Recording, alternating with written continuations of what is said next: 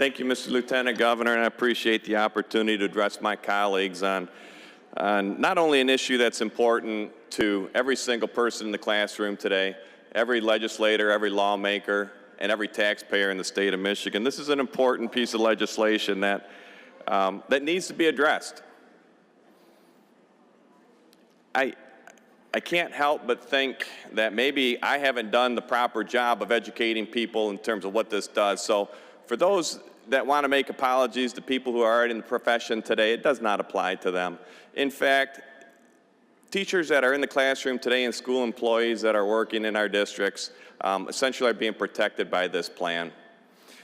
We looked at many variables in terms of how we design a plan going forward that not only protects the retirees, the people in the system today, and the taxpayer. And what you have before you is Senate Bill 401, which I believe has been the best effort by all parties interested in this issue.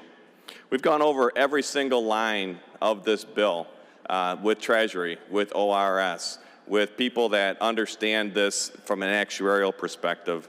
And what we have in front of you today is what I believe is the best compromise that we've been able to get to that not only protects retirees, taxpayers, and the profession, but also goes a little bit further than that. The triggers that were talked about and the actual factors that drive the defined benefit that is being offered today are not triggers that are designed to be punitive to people in the system. They certainly aren't designed to keep people out of the system. In fact, ORS, their estimation is that 95% of all full-time people will likely join the defined benefit system that we're offering today. To those who have chosen the defined contribution in the current hybrid system on October 1st, you're finally going to be made whole. You will be brought up to the level that all other state employees are dealing with today. That's a great improvement to the people in our classrooms, whether you're part-time, full-time, or near retirement.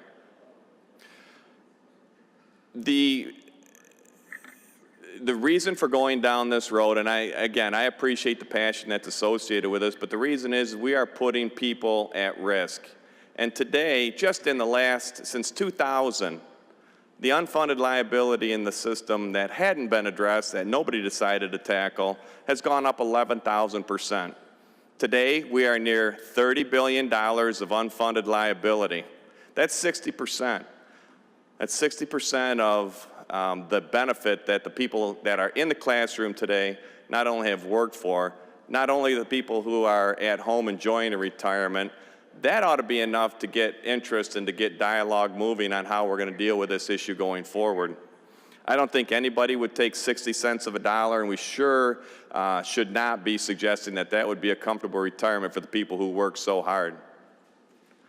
Going forward, there's a decision to be made, and the decision is very good. It's not a false decision. We put a plan that's almost equal. We put a plan out there that's the same cost to taxpayers.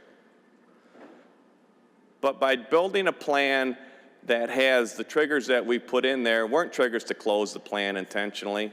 The 50-50 cost share was not designed to punish employees in the system. It was designed to put the system on notice that it should never fall to 60%. It should never fall to 85%. And this idea that 80 cents on a dollar is somehow acceptable just gives this body and the legislatures of the future the ability to put off that responsibility. If getting to a point today in Michigan where there's $30 billion worth of unfunded liability, we can talk all day long and into tomorrow and the weekend about the causes of that. But if the goal was to get to a $30 billion unfunded liability in 2017, then the plan is working to perfection.